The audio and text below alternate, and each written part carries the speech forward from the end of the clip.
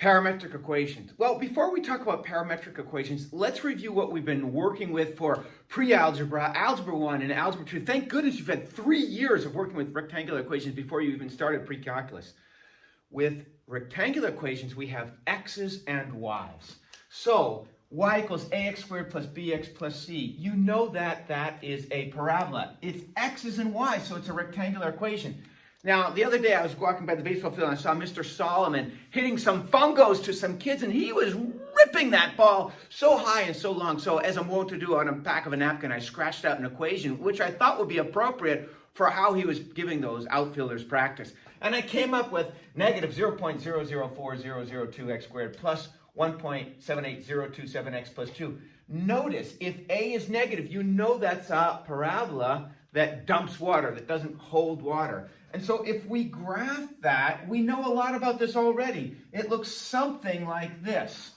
And we could figure out a lot based on this equation in this graph.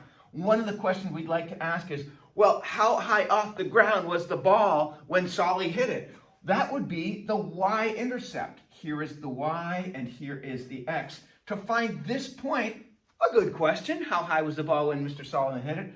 Put in a 0 for x. That's how you find y-intercepts. And without doing much work at all, we can see if we put a 0 in for x, we're finding that the ball was 2 feet off the ground. Another good question would be, well, how high was the ball at its apex? We know the axis of symmetry is x equals negative b over 2a.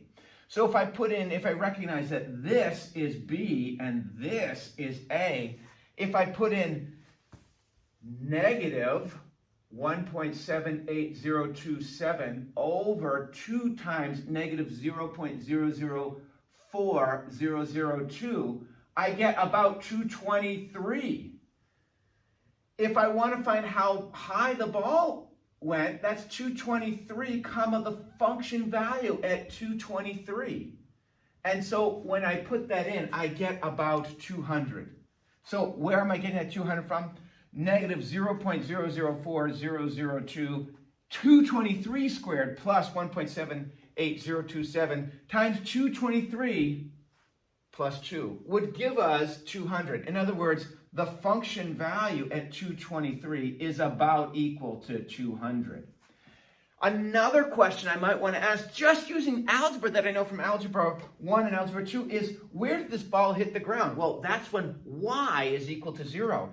If I substituted a 0 in here, I could try to factor this, but that's going to be a monster, and we probably can't do that in our heads. We can, however, always use the quadratic formula. This point would be x equals negative b plus or minus the square root of b squared minus 4ac all over 2a. And when we do that, we get about 446, which is a little more than what we get when we double that, which would make sense. It's a rough estimate. I'm not doubling that because what I'd have to do is consider this little negative part. It's not simply a straight matter of doubling it, but that's a rough estimate. Of course, if we used our calculator, we could put this in and graph it. And one of the nice things when we're talking about rectangular equations is the calculator in the menu section allows us to analyze the graph. We could trace the graph and put a 0 in for x and get the 2. We can analyze the graph and find the maximum point, and we can analyze the graph and find the 0 point. Rather easy, and we can get all these same answers with the calculator. But we can also do them by hand. If you went to Cirque du Soleil and the ringmaster came out and started juggling 2 variables, x and y, x and y, x and y, which is the same as a rectangular equation, you'd probably be pretty disappointed and say, why did I pay $150 for the seat? But if there was a third variable, like, I don't know, time, the third variable is often time, then now we've got a show where we'd say, whoa, that is cool, amazing, worth the price of admission. And the third variable, we're going to call a third parameter, which is time, will be added to x and y. Now we can ask new and interesting questions of our equation because we've got 3 variables or 3 parameters. That's what parametric equations are. All right, so let's talk about parametric equations. If I'm going to graph a parametric equation, I'm first going to go to my menu, my home screen, and I'm going to add a new document. When I add a new document, I'm going to say I want a graph. Note, I now am confused. Anytime I'm confused, I'm going to hit the menu button. Here, I bring up the graph entries. Very intuitive. I want a graph, and for me, it's option 3. Sometimes it's option 4. You want to click on graph and then parametric.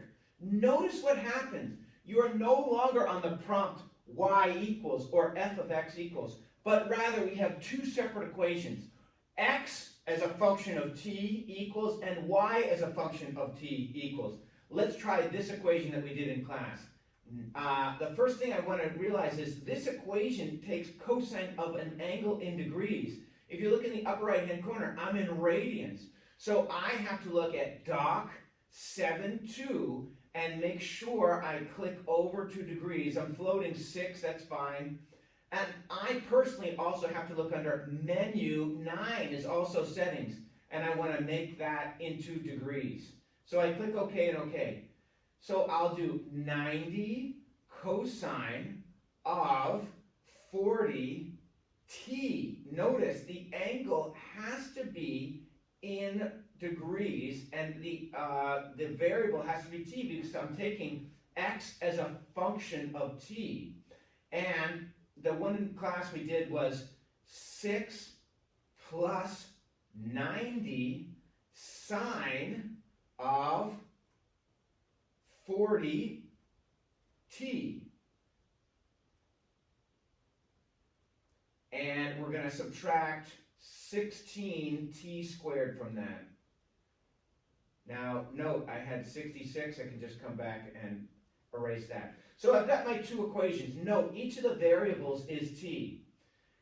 If I click on the maximum t, so it's asking how long do you want to run this experiment for? And if I say 3 seconds, and then it's asking how often do you want to calculate where that where that ball is, and I want to do it every 0.1 seconds. That's how I want to know. I want to know where the ball is every 0.1 seconds. If I click enter, I get my graph. Now I can't see my graph because my window is off. I'm going to click now on menu, and it brings up window, and I want to go to the window and go to window settings. Now x negative 10 is fine, but on the x max, I have to play around with it. Let's see what happens when we put in 300 for x max. Y min, that's 6 feet underground. If we do y max at about 100, that will give us a nice picture. Now, if this is the ball that Mr. Solomon hit, we're considering an outfielder waiting for that ball to come down, and the ball just stays in the air. Has that ever happened to you? I played a lot of baseball as a kid. No, it never happened to me. Oh, yeah. The problem here is we haven't let the time run far enough. We set the time to 3 seconds. Silly me, I shouldn't have done that. Let me increase the time. So if this ever happens to you, note you just haven't let the time run long enough. So I increase the time. Now, how do I get back to that screen that has my equations? I just have to hit tab. Now, this is asking for the next equation, x2 and y2. If I go tab and then up 1, now I'm back in the settings, and I can say, well, let's let it run for 6 seconds. And you can see now, because the time is run for 6 seconds, I hit the ground there. Now, we can answer some questions. Like, one question might be, where is the ball at t equals 1 second? We control time. We're the time masters. It's us who control time as long as we're in trace mode. How do you know you're in trace mode? Because the little cursor will turn into like the Call of Duty crosshatch or bullseye. So how do I get there? Always, if you're confused, hit menu. Menu, 5, 1. Now I'm tracing. Now I have the the Call of Duty crosshairs there. I control time. If I just hit 1, look what happens. I get a 1, a black 1 that pops up, and if I hit enter, there is the point. when time is 1 second, there's a third parameter or variable in. When time equals 1, I'm 68 feet over and 48 feet up. If you like that point, just hit enter again, and it nails it down for you.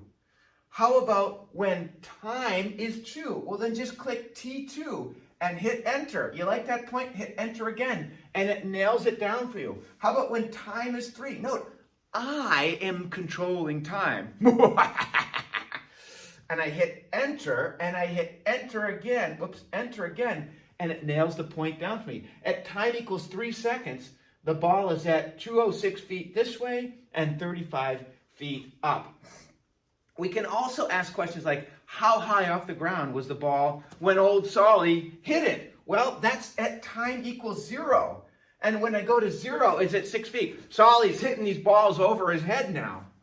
What about another question that we might want to ask is, how high was the ball? When we were dealing with the rectangular equation, we just did negative b over 2a and then the function value at negative 3 over 2a. Or when we graphed it, we did analyze graph, find the maximum value. I'm sorry, that doesn't occur when we're in parametric mode. I know, write to TI and ask, why can't I analyze graph in parametric mode? The best we can do is to scroll over, and I'm looking for the maximum height of the ball.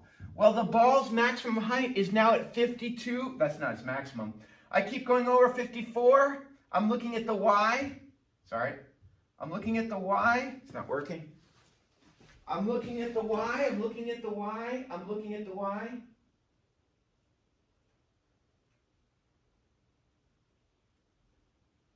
As I scroll over, I get 57. Come on, 58. So it looks to me the best I can do is at time equals 1.8 seconds, the ball is 58.29 feet in the air. I like that point, so I'm going to nail it down. So it's kind of overriding. You can figure that out too. You can delete those points if you want. Another good question was, of course, we want to know, how far was this ball hit? That is our X max. Now we're going to still mess around with time. We have to scroll over. And now look what I'm looking at. I'm looking here at the y. I want the y to get as close to 0 as possible. I'm looking for the x-intercept. I know when we had a rectangular equation, I could just go analyze graph, find the 0, or use the quadratic formula to find the 0, also known as the x-intercept. Unfortunately, I can only control time and try to get the y to 0. So I'm getting closer and closer and closer. And closer and closer. It's at 1. T equals 3.8. I busted. I went into the ground.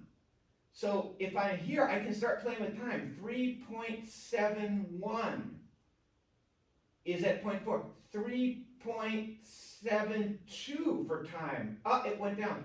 3.715. Look how close I got. And I could keep on messing around with time for a long time.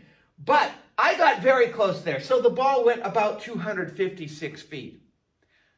Now, Mr. Solomon's a super strong guy. He hits at 256 feet, and that was at a launch angle of 40 degrees. How do I know? If I go tab and then up, I see that he hit, we take cosine of an angle and sine of an angle. He hit the ball at 40 degrees. What if we increased his launch angle? Would that affect the flight of the ball? Well, I can just change this to 43 and change this, come on, to 43 and hit enter, and my graph changes slightly. How far did the ball go? Well, if I go back to menu, I want to trace the graph, that's menu 5.1, and I scroll over here, you can see that if I come back carefully, I'm about at 257 at 3.915. How about at 4? I'm a little bit too low. 3.918. So Mr. Solomon hits the ball roughly 258 feet. So by changing the launch angle slightly, 43 degrees from 40, we went from 40 to 43 degrees, you can see the ball went a little further. Of course, 45 degrees would give you your maximum range of that ball.